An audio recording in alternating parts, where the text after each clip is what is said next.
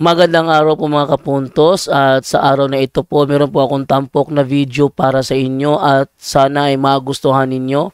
Kaya sa mga bago pa po sa aming channel, please po don't forget to hit the subscribe button at ang notification bell para maging notified kayo sa bawat video na ilalabas ko sa channel na ito. At bilang kahilingan po ng punto por punto team at naway maintindihan po ninyo, sana po wag nyo pong i-skip yung mga ads sa aming mga video.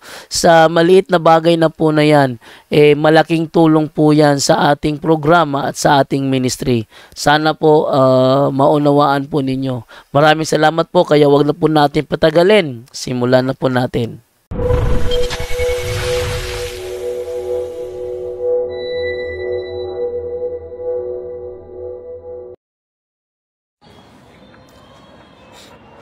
Hello mga kapatid, magandang gabi po at pasensya po, may ubo po tayo, no? At may lagnat, no? So ngayon lang tayo nakaligo at bukas papunta tayong Baguio. Kumusta po? Kumusta? Celia Baluis, Marbibi, Marian Yaon, Jimparo, Aaron Noel Katungan. So, magandang gabi. So, ito yung isi-share ko sa inyo mga kapatid, no? Maganda po ito dahil matuto po tayo nito. So, I learned a lot of things sa aklat na ito. So, master your emotion. Yan ang challenge natin mga kapatid. Dahil minsan ay we are slave by our emotion, we are not master of our emotion. Our emotion will dictate, no? Ano yung sasabihin natin, ano yung gagawin natin. Okay? So, isa sa mga advice sa aklat na ito, changing your interpretation. Itong interpretation, very essential mga kapatid, that influence your emotional state, na mag-influence sa ating emotion. No? The sight of this slaughterhouse may trigger a negative emotion in you. Kita ka ng slaughterhouse, doon kakatayin yung baboy, baka, kambing, no? Ay nagalit ka dahil ang baho, no? May trigger a negative emotion in you, whereas it may be positive for the business owner. Pero sa mga business owner, it is positive for them. The natural for the machine operator. It all depends on how you are conditioned. So, bakit nagagalit ako? So, examine natin yung sarili natin. Ano ba yung mga assumptions or biases, prejudices na nandyan sa aking isipan? Very essential po yan mga kapatid. Kung hindi natin ma-examine yan sa ating sarili, minsan nagagalit tayo sa mga bagay na hindi naman dapat ikagalit. Okay? Maganda talaga itong librong ito. So, isa sa mga paraan niya, changing your interpretation. In itself, an event or a thought has no power to alter your emotional state. Yung event or a thought o isipan ay hindi yan. No power, has no power. Wala yung kapangyarihan upang nabago yung emotional state mo. What generates emotion is the way you choose to interpret. Ano ang bakit generate na negative emotion of your the way you interpret the events, the way you interpret the thoughts. This is why two people can react differently to the same event, to the same situation. Totoo naman yan, di ba? It can react negatively or it can react positively. The same event, the same situation. One will see a problem and blame external circumstances. So, titignan mo na problema ito. And then you blame external circumstances. While the other will see an opportunity to embrace. One will get stuck and the other will grow. No? Yung iba ay ma-stuck na sila sa pangyayari. No? And then yung iba naman, nakikita na opportunity po ito. Changing your interpretation is very essential. The way you interpret events is closely linked to general assumption. Malinaw na malinaw. Link to general assumptions you hold about life. As such, it is essential we first delve into our underlying circumstances, assumptions that lead to this interpretation. Possibly by bias ka, yung tao. At dahil sa bias mo, dun, sabay,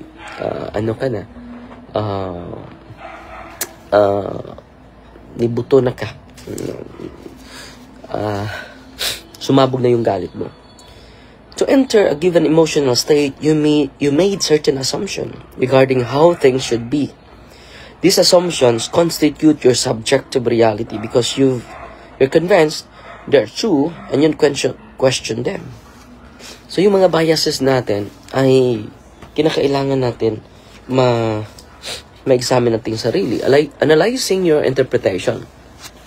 Ito, maganda po ito. I-analyze natin yung ating interpretation sa specific event, sa specific na specific event, sa specific na pangyayari.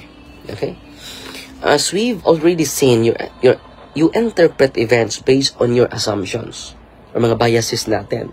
Bias ka na sa teacher mo, so negative na yung pananaw mo. Kung hindi ka bias sa teacher mo, appreciate ka sa guru mo.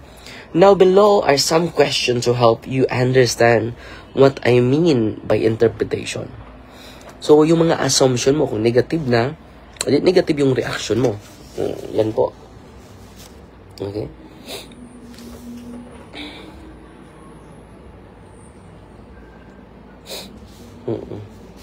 So patuloy tayo mga kapatid. Ito yung mga some guide question mga kapatid para ma-change natin yung interpretation natin. Example, kung may nangyari sa bahay ninyo, pwede i-interpret mo yan based on your assumption. Grabe na yung galit mo. Grabe na yung biases mo. So hindi ka na makikinig. So changing your interpretation can master our emotion. Example, do you think everything happens for a reason and embrace it? Or do you play the victim? So ito, importante ito, mga kapatid. Lahat ng nangyayari sa atin, may reason yan. May purpose yan, no? Or, you play as a victim, no? Lagi mong biniblame yung iba, hindi yung sarili mo. Gusto mong maghanap ng sino yung i-blame, hindi yung sarili natin. Okay? Very essential, mga kapatid, na i-change natin yung ating interpretation sa specific event. Bakit? Para hindi maapektuhan yung ating emotional state.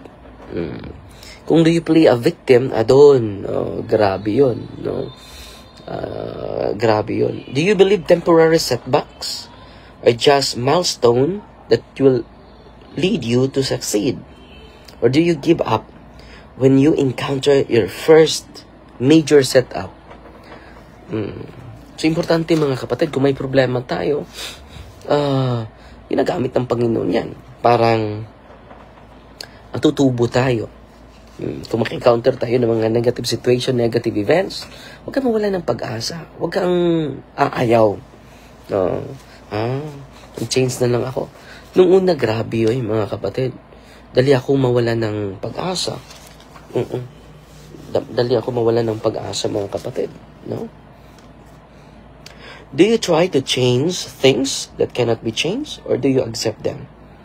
So, ito yung mag-pressure natin, mga kapatid. Dahil, lagi nating gustong baguhin yung mga bagay na hindi naman natin kayang baguhin. So, kung hindi natin kayang baguhin, let us accept it. And then, yun na ang rason na masisira na yung araw mo. Yun na ang rason, masisira na yung mundo mo. Masisira na yung plano mo sa buhay. Di ba? Do you believe you're here for a reason? Nandito tayo dahil may rason ng Diyos. Or, do you wander through life without any clear purpose? Or wala kang direksyon. Lahat tayo na likha ng Panginoon ay may direksyon. my reason. Do you believe problems are bad and should be avoided, or do you believe they are a necessary part of life? Yung mga problema natin, mga pagsubok natin, necessary in life yun. Kung negative ka, hindi na ako magtuloy sa pag-apply ko dito. Maraming mga tao na hindi ko nagustuhan. So, it is part of your growth. Necessary to grow, mga kapatid. Okay? Remember what differentiates people who live happy life from people who are miserable is often how they choose to interpret their lives. So, kailangan, mga kapatid, bakit miserable yung mga tao? Because sa kanilang interpretation. So, to master your emotion, we need to change your interpretation. Okay? So, Neresa Hawud, Ate Orsi Lazo, Magandang gabi, ate. Sana kayo, may ubo ako. Pasalamat tayo kay Ching Villa Mosada, Ismada, 100 stars. Nagpano lang sa atin ng 100 stars. Si Gladys Pinili, 150 stars. 200 stars. Si Marilo Magno, wow, 1,000 stars. Si E.G. Java, 100 stars. Salamat po. As you said, changing interpretation for others is really good and true as to improve ourselves. No? Apollonia Yuzon. Totoo po yan, mga kapatid. So, yan lang sa muna, ha. Magre-like tayo mamaya ng 2 beses or 3 beses. Si Ami Nakuba na Elga, no? Nagpadala sa atin 100 stars. Si Anami Kaslib, no? 99 stars. Salamat, no? Maraming nagko-comment sa atin. So, yan lang sa muna, ha. Babalik ako mamaya. Fighting Maria at accept thee with a humble heart. In the name of the Father, the Son, and the Holy Spirit. Amen. Our Father, who art in heaven, hallowed be the name. The kingdom come. The will be done on earth as it is in heaven. Give us this day our daily bread, and forgive us our trespasses, as we forgive those who trespass against us. And lead us not into temptation, but deliver us from evil. Amen. Hail Mary, full of grace, the Lord is with you. Blessed are you among women. Blessed is the fruit of the womb, Jesus. Holy Mary, Mother of God, pray for us sinners, now and the hour for death. Amen. In the name of the Father, and of the Son, and of the Holy Spirit. Amen. Pasensya po kayo na knock-out po ako buong araw, no? Grabe yung experience ko. Pero ngayon, magana yung, pero may lagnat pa, may ubo, no? Sinalubong ako dito ng ubo. Fighting Maria, tatak sa FD with a humble heart po.